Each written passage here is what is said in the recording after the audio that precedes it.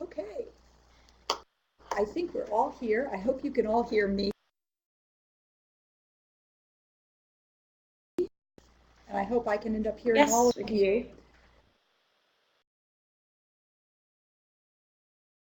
Welcome to this National Press Foundation webinar on cybersecurity for journalists.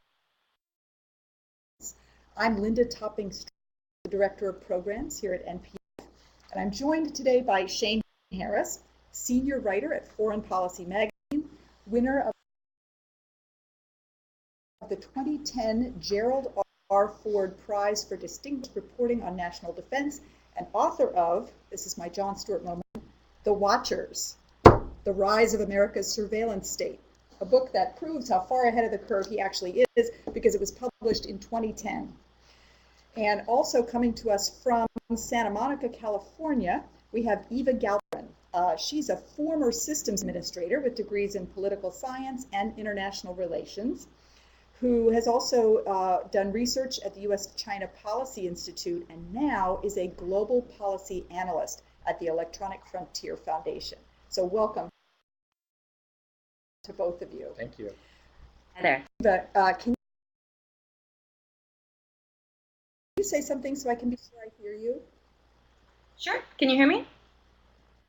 Can you hear me? I don't hear anything. Are you guys? You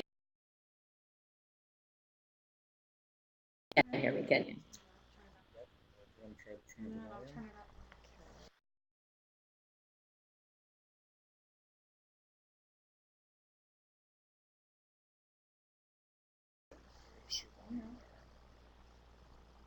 Try again. All right.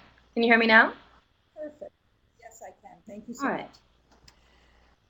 So, for those who don't know us, the National Press Foundation is a nonprofit. We're based here in Washington, D.C., and our mission is to improve the work of journalists in the U.S. and around the world, especially on complex topics like the one that we're talking about today. All of our programs are on the record. We always encourage questions. And to ask questions today, you can type them right into the chat window that you should see on the right side of your screen. By tomorrow, we expect to have a link on our website to a recorded version of this webinar. And if you registered in advance, we'll email that link to you and encourage you to share it with friends and post it on social media. If you find today's webinar useful and you would like to support quality journalism, please go to our website, nationalpress.org, find the Donate Now button and use it. And thank you so much in advance. If you're tweeting today, we are at NatPress. Shane, do you have a Twitter handle? Yep, the Twitter address is Shane W. Harris. And Eva, do you have? And my Twitter handle is Evacide, EVACIDE. Perfect.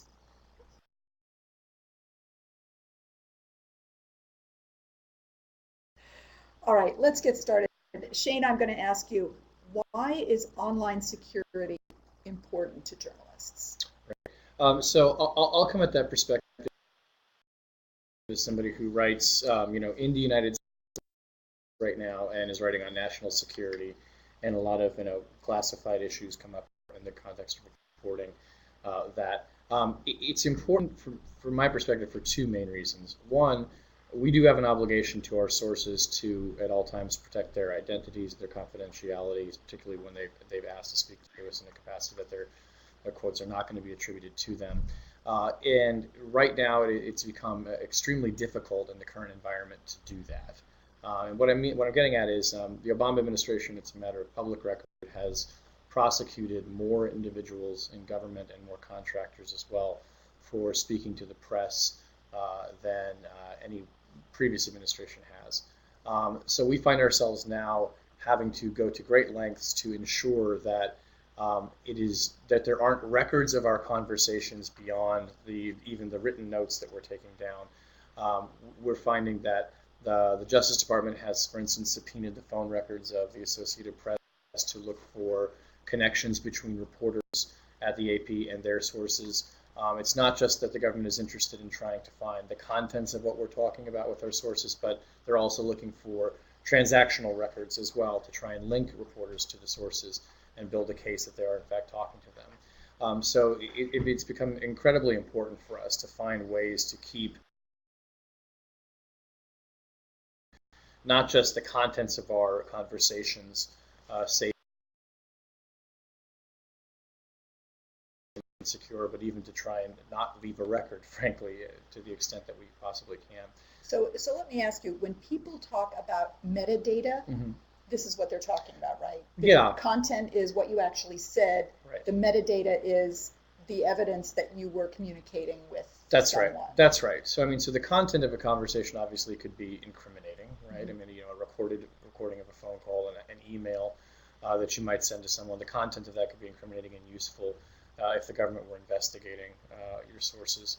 But just the fact that you made contact with them and there's a record of that is something that I know sources who I'm in touch with lately have been very loath to respond in any way to people trying to reach out to them electronically, and you have to now do that in person. So there's our primary obligation to our sources, and secondarily there is we have not seen journalists prosecuted in the United States, but that risk has been out there for a number of years now and feels especially pronounced of late. There are certainly journalists who have been subpoenaed to try and reveal their sources. They're now tied up in legal proceedings. Jim Risen at the New York Times is probably the best example of that. His case may very well end up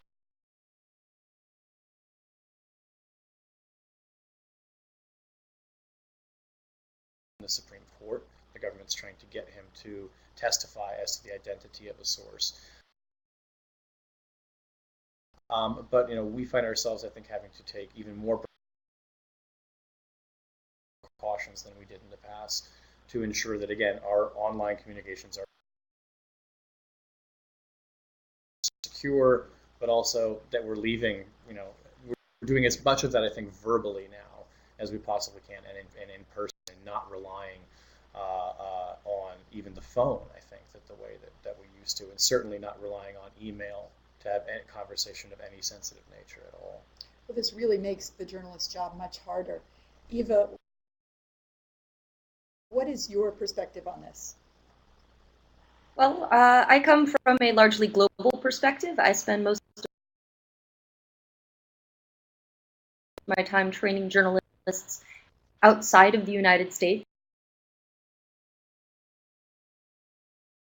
And if you think things are bad in the US, I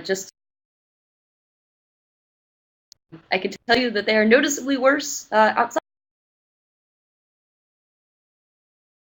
of the US. Journalism is dangerous work, and if you are really speaking truth to power, chances are that you have made somebody in power angry. And in countries where the rule of law is weak, journalism is especially dangerous. Journalists are detained, arrested, beat up, tortured, killed. According to the Committee to Protect Journalists, 120 journalists were killed in 2012, 28 in Syria, 12 in Somalia, 7 in Pakistan, 4 in Brazil, 2 in India. About a third of those were caught in crossfire or combat. But what's particularly interesting is that 46%, nearly half of them, were just outright murdered. So the risks are very high. And that is particularly worrying. And furthermore, even if you are feeling particularly brave, if you are a journalist who goes out into the field and into combat all the time with their flak jacket, like you are a badass. Your sources are not necessarily badasses. And when you compromise your privacy, you have compromised not only your privacy, but the privacy of everybody that you contact.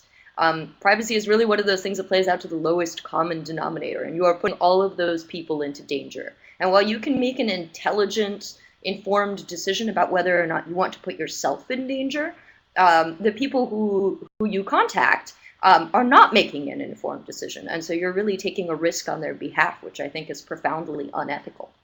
A pretty good example of this is in the fall of 2011, British journalist and filmmaker Sean McAllister traveled to Syria for the purpose of shooting a documentary about the ongoing conflict between the opposition and the Assad regime, which was really just sort of getting started at the time. McAllister met with a 25-year-old dissident and computer expert in Damascus who goes by the pseudonym of Kardach. Reports that Kardach agreed to be interviewed on camera with the the Columbia Journalism Review reported that Kardach had agreed to be interviewed on camera with the understanding that McAllister would blur his face before publishing the footage. But in October of 2011, Syrian security agents seized the camera and detained McAllister. They seized his laptop, his cell phone, and all of the footage for the documentary, including images and contact information that could be used to identify the activists he interviewed. When Kardach heard that McAllister had been arrested, he immediately packed his bags and fled to Lebanon. And he reports that several of the activists he had put in touch with McAllister had been arrested, and at least one had disappeared. One other slightly more lighthearted example of this is the example of Robert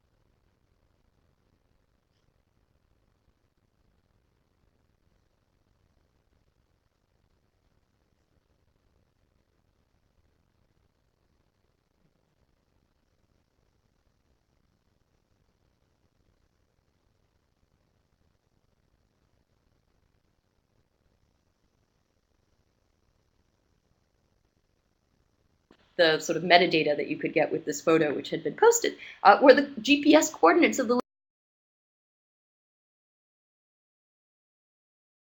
location where the photo had been taken. Location information embedded in the photo indicates that the foursome is in Guatemala, specifically at the Dolce in Rio Dolce. Near the Ranchon Mary restaurant by a swimming pool, which you can see via Google Earth. So the authorities came and arrested and eventually, the authorities came, they arrested McAfee. McAfee had to flee back to the United States. And I don't think the United States and police have any kind of even if they have an extradition treaty, that he hasn't actually been charged with anything. But this is a situation in which Vice magazine, literally through failing to properly script this data, put one of their sources into physical danger. Well, you've actually gone a long way toward answering one question that we already have, which is, can you give some context as to which types of stories or sources we need to worry about? Obviously, if you're reporting from Syria or from any other war zone, those are sources you have to worry about. Do either of you have any other thoughts about that question? Yeah, I mean, reporting on anything touching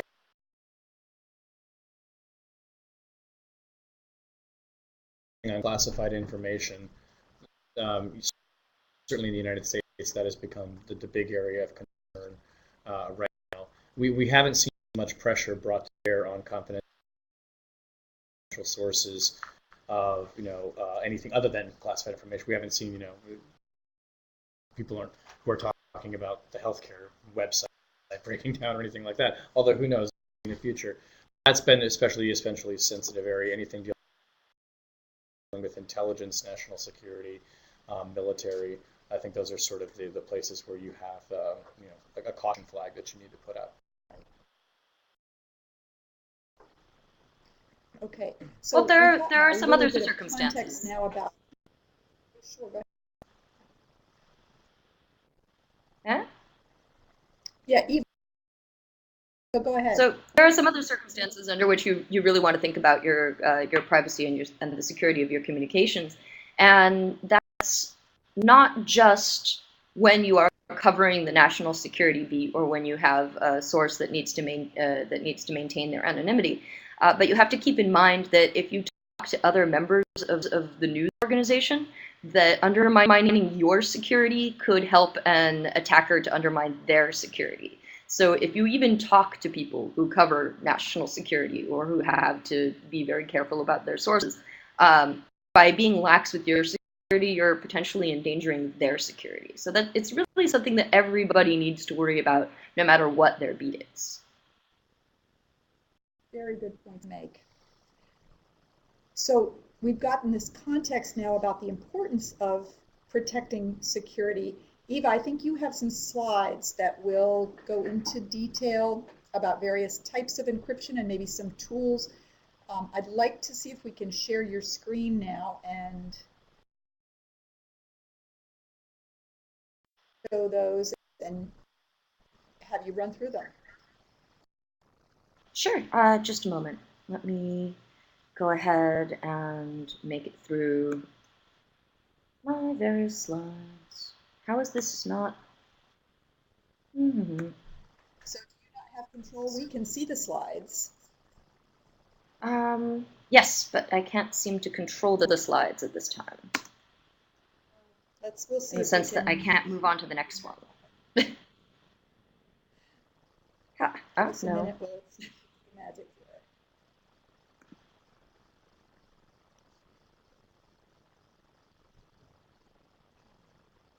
Try now? Nope.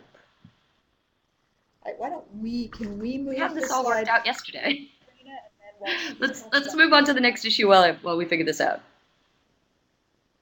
Can you? Yeah. Okay, for your next slide. Oh. Are you doing that? Yes.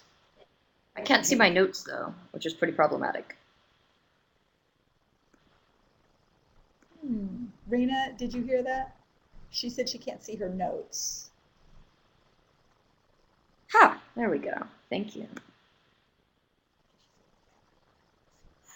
Yeah, we can all see your notes, but I think that's okay. Oh. I like that slide. It's a pretty snarky presentation. All right, so I guess to begin with, we should begin with. Let me go ahead and lose my notes. Us to show notes? It looks right. like. So to begin with,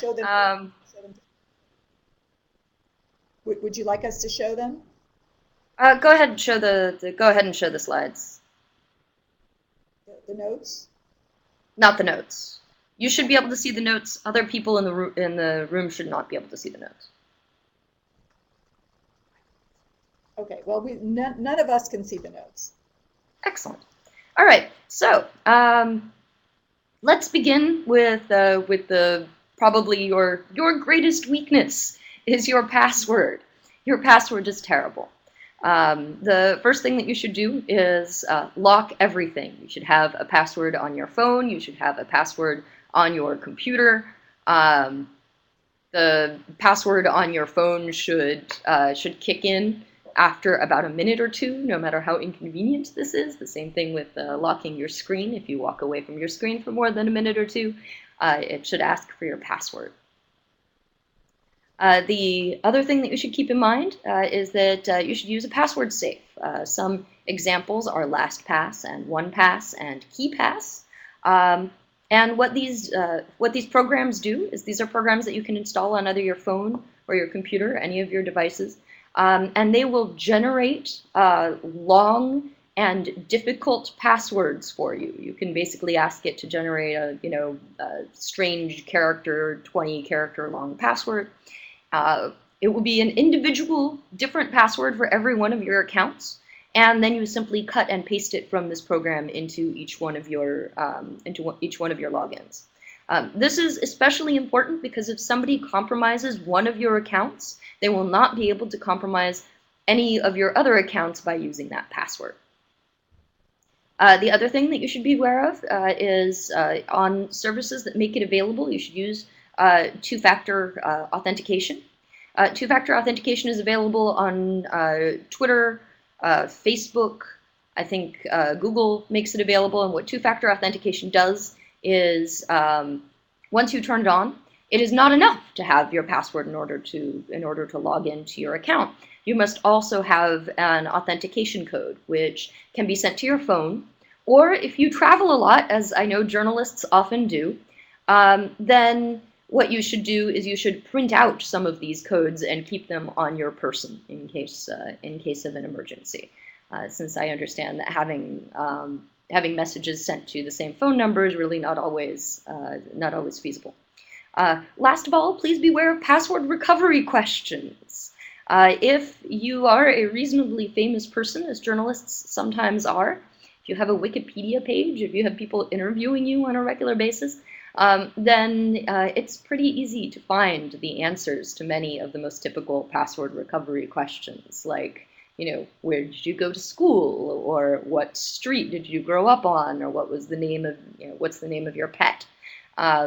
As a general rule, I recommend answering your password recovery questions incorrectly. That is generally what I do. My mother's maiden name is Rumpelstiltskin. What we have here is just a quick note saying that Sarah Palin fell victim to this problem with her password recovery questions not too long ago. You should also make sure that when you are using services online, when you're browsing, you are browsing using HTTPS. If you look at the top of your browser, where the URL is, you should see that it begins with the letters HTTP, and if we are lucky, there's an S in there. And the S stands for secure. What this does is it makes sure that your data is being sent encrypted over the network. If you do not send your data encrypted over the network, then anybody else who is sitting on your network, including the guy sitting in your coffee shop, or the people at the ISP, or whoever it is that you're working with, can very easily sniff all of your traffic, and that includes everything that you enter into your browser, everywhere that you're going, all of your emails, all of your passwords. It's very disturbing. So don't do that. In order to make sure that you're using HTTPS on a site which supports it, I strongly recommend using HTTPS Everywhere. HTTPS Everywhere is a browser extension for either Firefox or Chrome. Incidentally, if you're using browsers which are neither Firefox nor Chrome, please stop. So you should use Firefox or Chrome. You should use this browser extension, and it will make sure that if a site makes HTTPS available, that you are using it. Obviously, we do need to worry about warrantless wiretapping. Firesheep. This is HTTPS Everywhere. This is what it looks like. You can get it at the EFF website. And VPNs. Anonymity. So for those situations in which you need to either circumvent censorship on the network that you are on, or situations in which you need to decouple your IP address, which gives away your geographic location, from your browsing or whatever it is that you are doing online, I very strongly recommend Tor as a tool, and you can get there at www.torproject.org. They have a product called the Tor Browser Bundle, which works on Windows, Mac, Linux, and Android, and it makes sure that when you are browsing, essentially it looks like you are coming from somewhere else. And this is especially important if you need to maintain your anonymity. This is also a really important tool to familiarize yourself with in case your sources need to maintain their anonymity. Part of your role as a journalist in maintaining your responsibility for sources is also to train them to keep themselves secure and anonymous. Here you can see a photo of General Petraeus and the woman who turned out to be his biographer, Paula Broadwell, and it turns out girlfriend. They had a situation in which they were exchanging messages in a way that was not particularly anonymous. Don't do that. Let's talk a little bit about PGP. How many of you here have actually heard of PGP? Get a quick vote. Not so much? All right. So PGP stands for pretty good privacy, because engineers are pithy. And what it does is it uses cryptography to encrypt your email end-to-end, meaning that you send it to someone and they decrypt it. And that means that anybody who is listening on the network or who is listening anywhere along the way, for example, if you're using Google or Yahoo or Microsoft email, your email is encrypted using SSL, meaning that it is encrypted at the transport layer, but it is not encrypted end to end. So anybody who's listening in on the network cannot read your email, but Google can read your email, and Yahoo can read your email. And as it turns out, the NSA, which turned out to be monitoring traffic between Google's data centers and also within Yahoo's data centers, can also read your email. So that's very disturbing, and this is why you should learn to use PGP. Among the tools that I usually recommend for implementing PGP is a combination of Enigmail and Thunderbird. That's usually how I do it. PGP is an enormous pain to use. In fact, most end-to-end encryption is notoriously difficult to use. But it is worth learning, because it is a really important tool in your arsenal for anonymous communications. I also very strongly recommend for internet messaging that people learn to use OTR. OTR stands for off the record. The tools that I usually use are either Adium or for Mac, or Pigeon, which is available for Windows. And you can enable OTR literally by just clicking on the little lock. That is especially important. Please do not confuse off-the-record messaging OTR in Adium or Pigeon with off-the-record messaging in GChat or AOL Instant Messenger. They also have an option called off-the-record, but it does not, in fact, encrypt your communications. What it does is it just keeps both Google and AOL from logging a history of your chat. So please don't confuse those two, because it's potentially very, very dangerous. Eva, can you interrupt for yes. Snapchat? Snapchat? What about it? Familiar with? Yes, I'm familiar with Snapchat.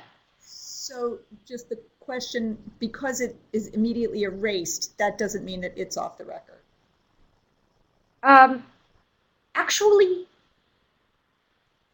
as it turns out, Snapchat was handing over unopened Snapchats to law enforcement upon request. So okay. Once the thing is opened, you're probably safe, but it's not. It's really not guaranteed.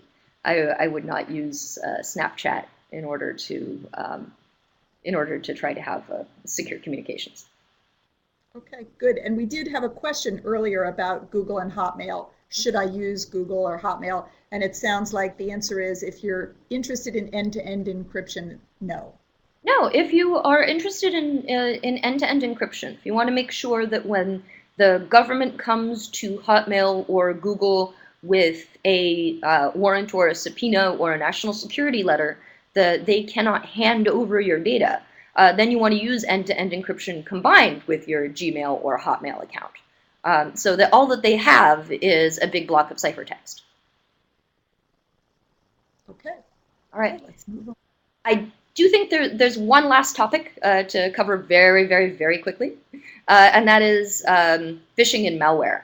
The most common ways that people have their accounts compromised is through getting either an email or a Skype or Facebook or some other type of message saying, hey, click on this link or download this particular thing, and they gather up your login credentials, or they covertly install malware on your computer, which allows them to have full control of it, log all of your keystrokes, take screenshots, and that sort of thing. So this is by far the greatest sort of security vulnerability that most people have. For example, in the report on the advanced persistent threat, the Chinese hacking of the New York Times, that is how the Chinese got into the New York Times. So please be especially careful about emails that look like they're coming from people that you know or that might have juicy details in them or want you to open strange attachments that are not actually from those people, and where the attachments are not what they seem.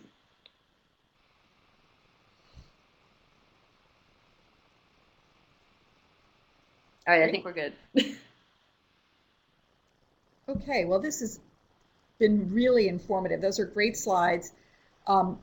Shane, did you have anything you wanted to add to that before we go to questions? Yeah, I mean, I would just say that how we sort of practically implement this in our office is we follow a lot of these best practices, and we do use some of these tools.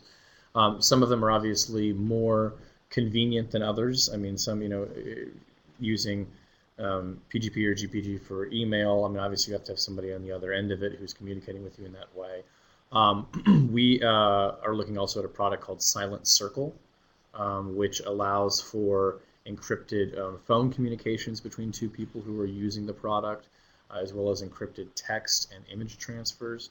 They had an encrypted email program as well, which they on their own initiative decided to shut down because they did not believe that they could keep it entirely secure from NSA surveillance and from other government surveillance. I actually was moderating a panel with the CEO of Silent Circle this morning, and they said they are bringing back an email component to their package, but they sell this to you as a package, and that can be a real good option for some people if you want to buy it for yourself, or your company can buy it for you. But it's basically sort of like having a second phone bill, almost come to you, and you can do it that way. We've also tried experimenting with certain encrypted chat programs and not had a great deal of success with those. We tried something called CryptoCat once, which we found to be a bit unstable and a bit hard to use in a group setting. But just generally speaking, I think on a practical level, the tools are great, but also it's important to just practice good operational security and a high degree of discretion. Even if you have these encrypted communications, which are great, I still think it's a best practice not to be discussing sensitive issues in an email, but to meet in person whenever possible with your sources. It's not always possible, and obviously we have these tools to assist our reporting and to make it more convenient. But it's good to be a little bit of paranoia can go a long way into improving operational security just in general, I think. Points. I have a question. If you are using one of these tools to encrypt your email, does it make you a target? Is the NSA sort of looking at who's trying to keep secrets, and is that an issue? Yeah, I mean, the reporting that we've seen on this so far is that the NSA has the authority to retain encrypted communications for a period of 5 years, and to retain them in bulk. So this is one of the first leaks that actually came out from the documents that Snowden gave to The Guardian and others. Mm-hmm. So if you're communicating in an encrypted fashion, yes, technically could capture that information and keep it until they develop the ability to break the encryption, or I suppose they could try and get the keys in other ways. So it can make you a target in a sense. Users of Tor are effectively, could consider themselves to be target. The NSA has famously tried to crack the Tor network and to peel back the anonymity on that. Now, on the plus side, what we understand from the reporting on this is that they did not have a lot of success in doing that. So if you're using Tor, you could be effectively making yourself a target of more suspicion, but Tor may be good enough that it's actually keeping you anonymous from the NSA. So that's a plus in Tor's favor. On the flip side of that is just to communicate entirely in the open, which presents its own risks. And I think, as Eva correctly laid out, I mean, we have the issues of the NSA and the U.S. government looking to try and subpoena information, make connections between journalists and their sources. But obviously, if you're in a different country with an authoritarian regime, they're looking for content, they're looking for geolocation data. I heard a story recently of a reporter in Syria using a satellite phone, and the authorities zeroed in on her location in about 20 minutes and were able to track her down to the building that she was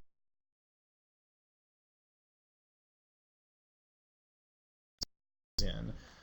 So she immediately started switching to encrypted communications so that her location couldn't be seen. So I think that depending on the area that you're in, you definitely want to go that route of very good encryption and shielding your location as default, I think. Eva, did you have anything to add to that? No, I think that was actually the pretty good overview. Okay, I have a question here asking, can you explain what EULA is, please? Anybody? End user licensing? The question is, can you explain what EULA like an end user is? license agreement, I think. End user license agreement. Oh, and there is some questions online about the fact that very few people actually read those agreements before they click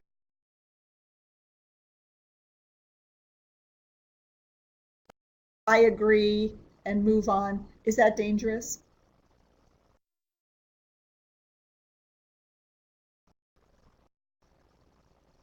If I defer to you.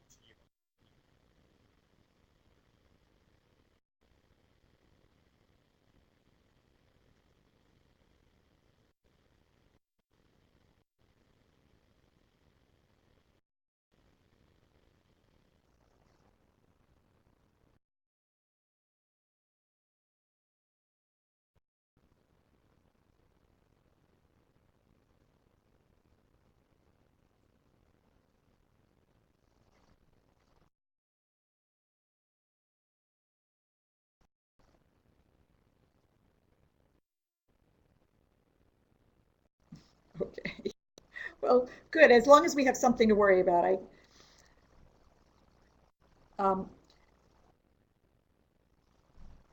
looking at additional questions, and I have to say mine are not scrolling too well, but it looks like there's a question about whether there are better options than Skype for calls and Dropbox for information sharing. Now, Skype and Dropbox are two things that we're all very familiar with. We use them all the time. Are they the best? I personally avoid using Skype. For a number of reasons. But Eva, I mean, you could probably recommend better replacements to that as well that are more secure and that haven't been named as participating in NSA surveillance programs. Well, actually, the question of finding a tool that will allow you to have a video conference that has been produced by a company that hasn't been implicated in an NSA surveillance program, harder than you might think. But the most important thing to keep in mind with Skype is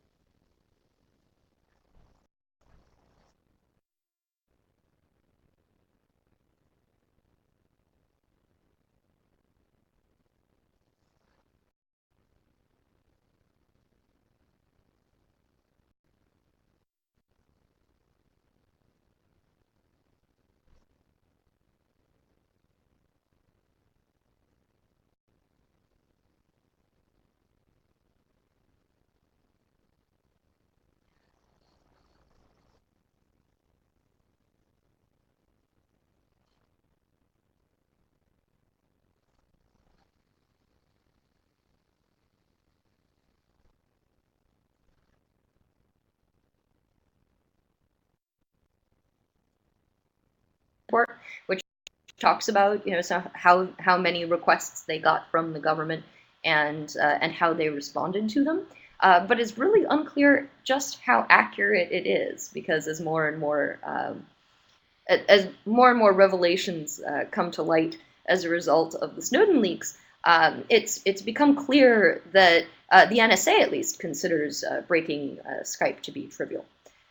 What I would recommend as an alternative, there is an open source alternative called Jitsi, Jitsi, which has a lot of the same functionality, but really hasn't undergone like a very serious security review. So it's a sort of a weak recommendation. And if you are not particularly concerned about the possibility that Google will have the contents of your communications, I recommend Google Hangouts. So really, it all depends on your threat model.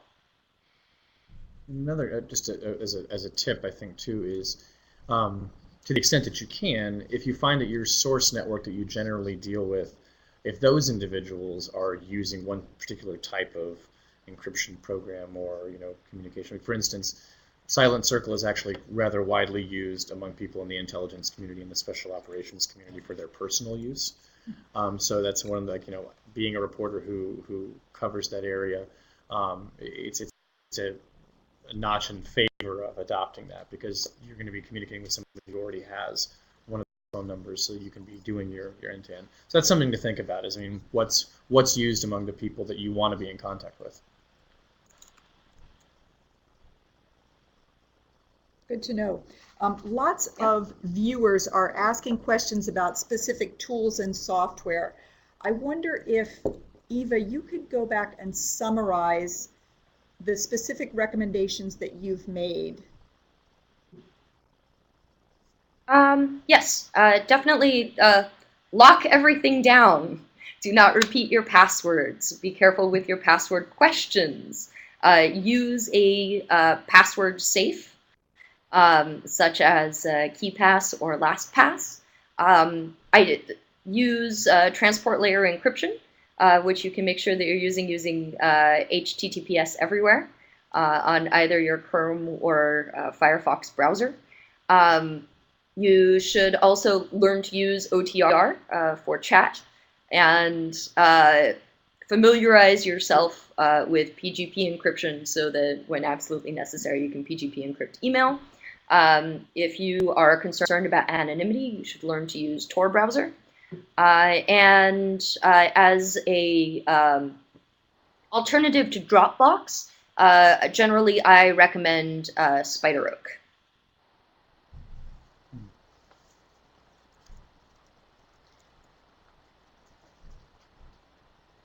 Someone is asking, is spideroak a paid service? I don't recall off the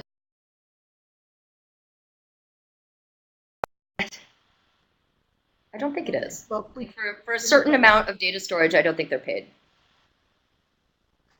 Okay. A question has come in about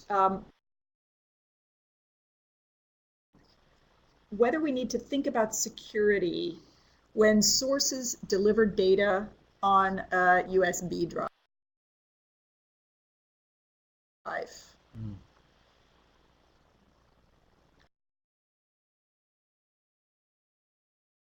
wants to tackle that? Yeah, I mean, I'm just highly suspicious of inserting any USB drive or sort of external media into my computer. I guess I would probably advise a source not to do it that way if I had the chance, and if they've already done it, maybe the damage on their end is already done. That kind of thing could have been tracked if there's an electronic transfer. Good old-fashioned handing it off in paper is great. Some of the best stuff that I've ever received actually from confidential sources was in the mail. I mean, some documents that show up at your office one day, and then the source decides how they're going to contact you. But I would be, hesitant, particularly when dealing, just as a reporter in Washington, and if I were dealing with sources from any foreign government, and they said, here's something we've given you that you should read, and it's on a USB, I think I would probably politely say, could you please print that out on paper for me, because I'm not putting that in my computer. Makes sense. We've also heard.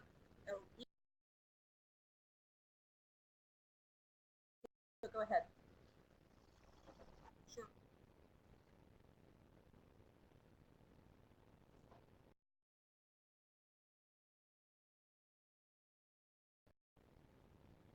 Right.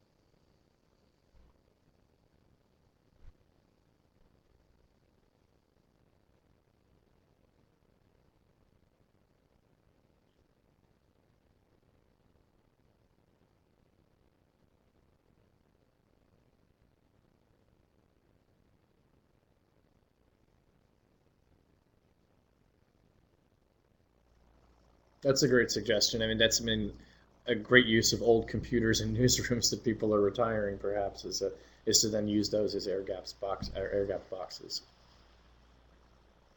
Very interesting idea. I think this is analogous to in surgery where they use the so-called dirty nurse, who is the conduit between the sterile operating room and the outside world. And great suggestion. And we've also heard horror stories about journalists who've been at conferences and just picked up the free USB sticks from various vendors or other people and ended up with bad malware. Yeah. So overall, not a good idea. Okay. If you have other questions out there, please continue typing them in. I love this chat happening. There's a lot of conversation going on, and we're eavesdropping on all of it. I had a question about the password encryption programs. This is something that it seems to me is important for every journalist, even if they're not dealing with confidential sources. But I don't understand exactly how it works. Does this mean that every time I sign onto my computer, I have to type a password into my password program? Not necessarily. Sometimes some of the password programs do have passwords that you can put on them. But the assumption is that if you are already sitting at your computer where you have already entered your password in order to get into your computer and booted up this program, that you can simply copy and paste. So it's an extra step, but it's not a laborious extra step. No. So if I have this program, I'm sitting at my computer, I log in, and now I go to my email account. what happens? The dialog box comes up where I would normally put in my name and my password. You would launch your password vault. You would search for Google or Gmail, and then you would copy and paste the password from there. The password is usually set up in such a way that even you can't see it much of the time. So it really is a couple of extra steps, but worth it. Yes. Good. Okay. Jennifer asks, what's the most secure way to connect with a sensitive overseas source for the first time if they don't know about encryption? That's a tough one from my perspective. I mean, most of my sources actually are in the US, but if they don't know about it, I think there might be a way to try and Eva, you tell me what you think of this. I mean, just from an operational security standpoint, if you could make an agreement with them to move the conversation immediately over to a secure encrypted channel. The fact that you are doing it may be something that you say in the open, but that may be a risk that you have to take to say to that person, look, we need to move this offline or move this to a safe place, and try and limit, do that as quickly as possible.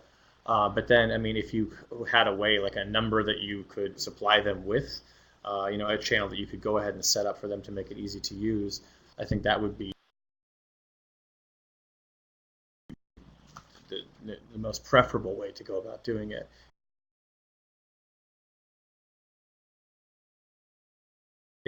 Kind of have those tools ready to use for them and kind of divvy at their service when they need to use it, and then give them as much of a quick crash course as you can. Eva, do you have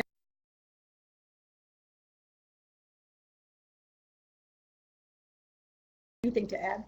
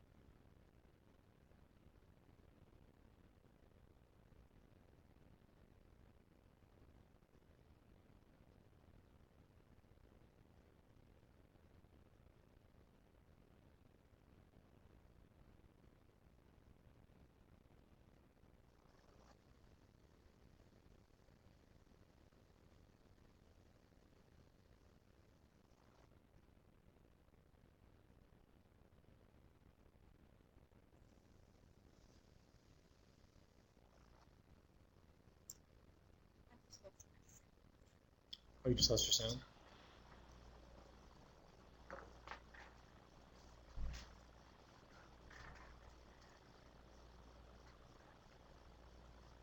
Okay.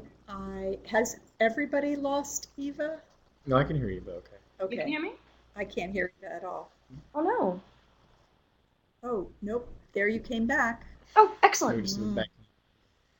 Yeah. Okay. So next question, Eva. What about those who control the safed software? Can't they also have access to the passwords? No, your passwords are not stored are not stored by the company. They're stored locally on your computer. Okay. Or on your phone. And how safe are radio phones for security? I don't even know what a radio phone is. As a general rule, your cell phone is not secure. Just okay. In general, No, your easily intercepted. yes. The question is Your cell whether or phone is not a tracking device. Itself is actually encrypted, and David's point, right? Your cell phone is a tracking device. Right. Well, when someone says radio phone, is that what they're talking about? I presume they mean like a wireless phone. I mean, so a signal going over the air. They may also mean a satellite phone, which, I mean, those communications can be encrypted, but they can also give away your location. Which is what silent I think circuit happened to Marie Coleman. in that example, what they do is every time a call is made, it initiates a set of keys on each end, and when the call is finished, the keys are deleted. Mm-hmm. So each communication is encrypted itself, and for each new time that you do it. So it's going over the airwaves, and you could intercept that signal, but it would be garbled, effectively. Right. Well, so Janine clarifies that radio phones are actually more like walkie-talkies, which apparently are used for brief calls by a lot of journalists in Mexico. Interesting. All right. There are two concerns there. One is that if you're sending a message over the radio, that it is very easy to intercept by anybody with a radio. And the second is that it is very easy to triangulate your location. No, if you are concerned about the content of your communication or your location remaining secret, I would not recommend radio phones. An interesting question about whether classic phones are more secure than smartphones. I guess you're talking about a regular grounded telephone that's plugged in somewhere. It's more secure. Well, it can't be intercepted over the air, but it can be intercepted by locking onto a wire. Or we don't really use wires anymore, but I'm using them metaphorically there. I mean, but sure, the communication can be intercepted in transit over any kind of cable that it's going through. So I wouldn't say, that it may be technically more secure in that there are fewer vulnerable points, but maybe only a few, and the communication can still be intercepted. Uh-huh. What about overlapping accounts on social networks like Twitter or Facebook with the audio? Maybe that's supposed to be video? I don't know what that is.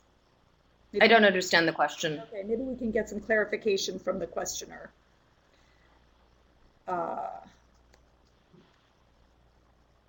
Yeah, VIADEO. Is this some kind of social media network somewhere that I'm not familiar with? Might be. Not that I'm aware of. Okay. No, video. Okay. Is the question maybe, is there a risk in cross-posting your, Twitter to your Facebook and Facebook to your Twitter and vice versa? Just in posting the content. Well, that is an interesting question, because of course they're always offering you that option. Maybe is there a risk in linking those accounts together and for cross-posting? Well, if you are concerned about people being able to correlate the information from those two social media accounts, then yes. But that's not a concern that most people have. If you want to, say, maintain an anonymous account of some sort, or an account that doesn't have, or at least pseudonymous in some point, you don't want to link all of these things together. Right. We have a question about other phone services like Google Voice, Vonage, other voice over IP providers. Any thoughts?